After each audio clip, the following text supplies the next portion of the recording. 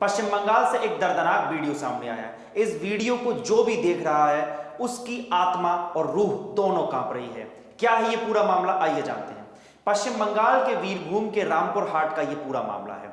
Police के अनुसार यह घटना सोमवार को तृणमूल कांग्रेस के पंचायत स्तर के एक नेता की कथित हत्या के 1 घंटे के भीतर हुई। राज्यपाल जगदीप धनखड़ ने इस पूरी हिंसा को लेकर यह कहा है कि बंगाल की संस्कृति इस पूरे हिंसा की गिरफ्त में है और गृह मंत्रालय ने राज्य सरकार से इस पूरे मामले पर रिपोर्ट मांगी है।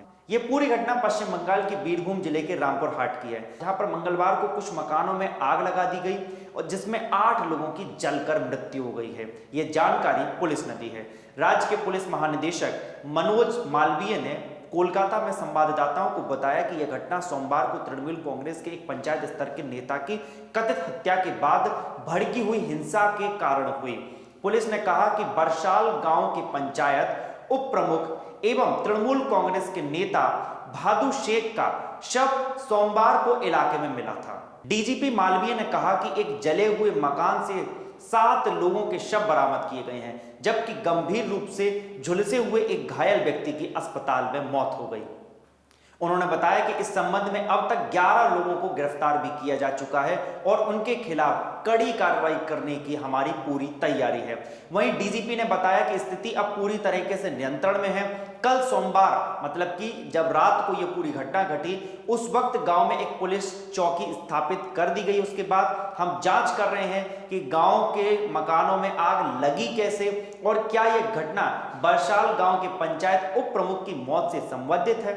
घटना स्थल से 10 लोगों के शव बरामद होने के कुछ दमकल अधिकारियों के दावे के बारे में पूछे जाने पर शीर्ष पुलिस अधिकारियों ने स्पष्ट किया कि आग पर काबू पाने के बाद 7 लोगों के शव बरामद किए गए थे, जबकि गंभीर रूप से झुलसे हुए 3 लोगों को निकाला गया, जिनमें से एक की अस्पताल में मौत हो गई थी।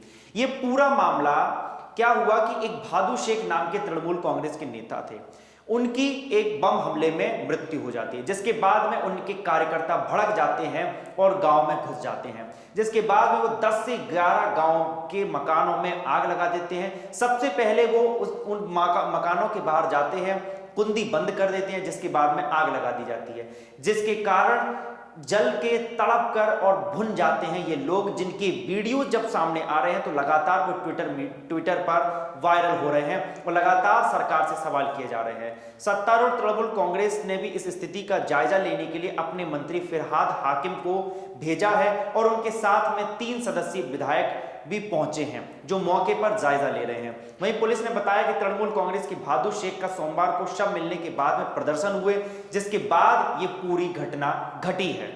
वहीं इस पूरे दर्दनाक मामले की घटना के बाद में जांच के लिए अतिरिक्त महानिदेशक एडीजी सीआईडी ज्ञानवंत सिंह, एडीजी पश्चिमी क्षेत्र संजय सिंह और उप महानिरीक्षक मिराद खालिद सहित एक विशेष जांच टीम का गठन किया है, जो इस पूरे घटना को लेकर तह तक जाएगी।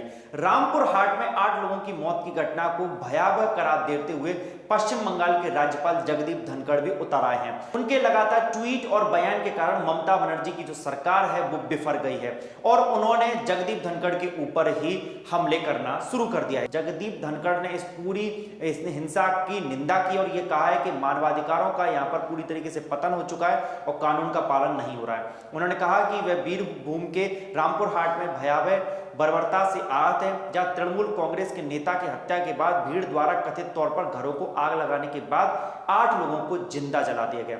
उन्होंने अपने ट्विटर अकाउंट पर वीडियो संदेश में इस घटना को भयावह हिंसा और आगजनी का तांडव बताते हुए कहा कि उन्होंने राज्य सचिव से इस पूरी घटना को लेकर जल्द से जल्द अपडेट मांगा है, रिपोर्ट मांगी है। राज्यपाल ने ट्वीट करके कहा कि बीरभूम के रामपुर हाट में भयावह हिंसा और आगजनी इस बात का संकेत है कि राज्य हिंसा की संस्कृति एवं अराजकता की गिरफ्त में आ चुका है।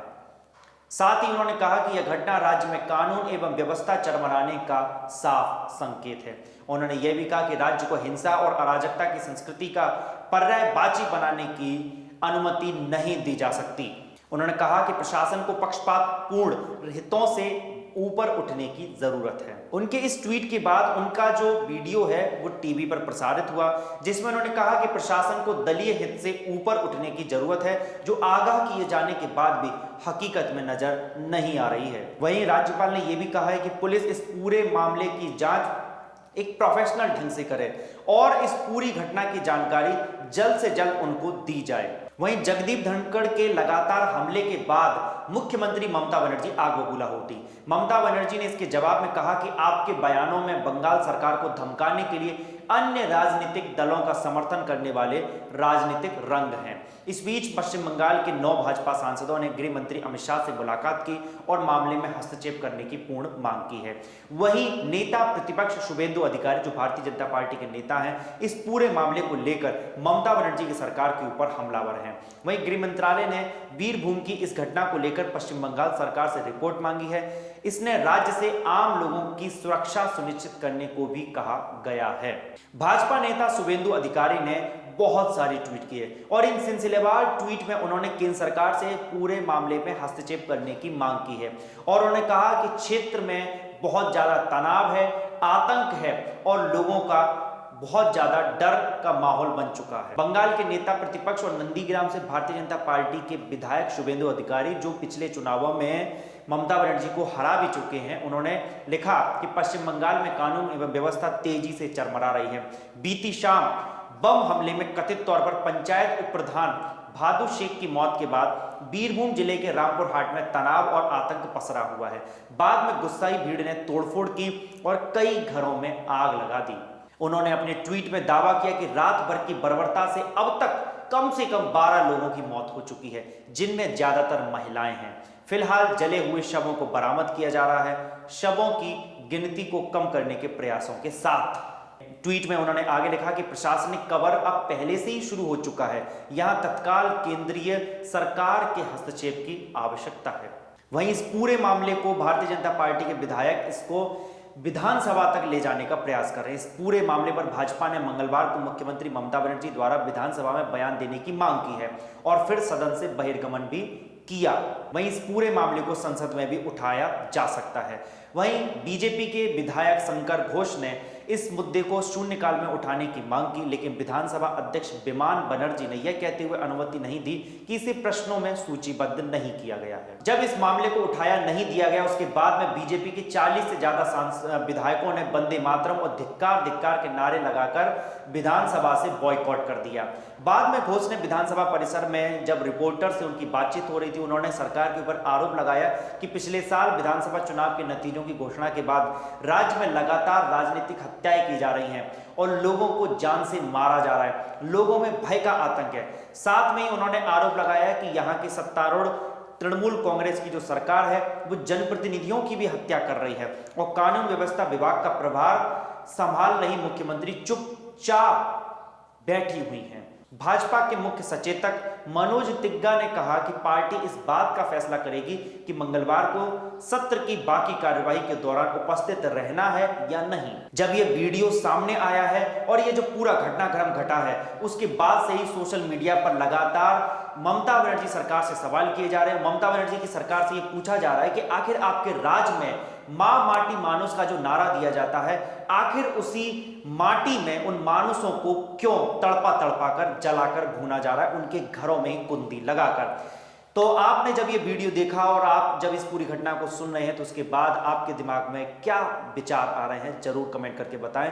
क्या ममता राज में आतंकवाद और ये जो पूरा जिसको गुंडागर्दी कहते हैं वो लगातार पसर रही है या नहीं? धन्यवाद। मेरा नाम है पीयूष परमार और आप देख रहे थे बिग हेडलाइंस।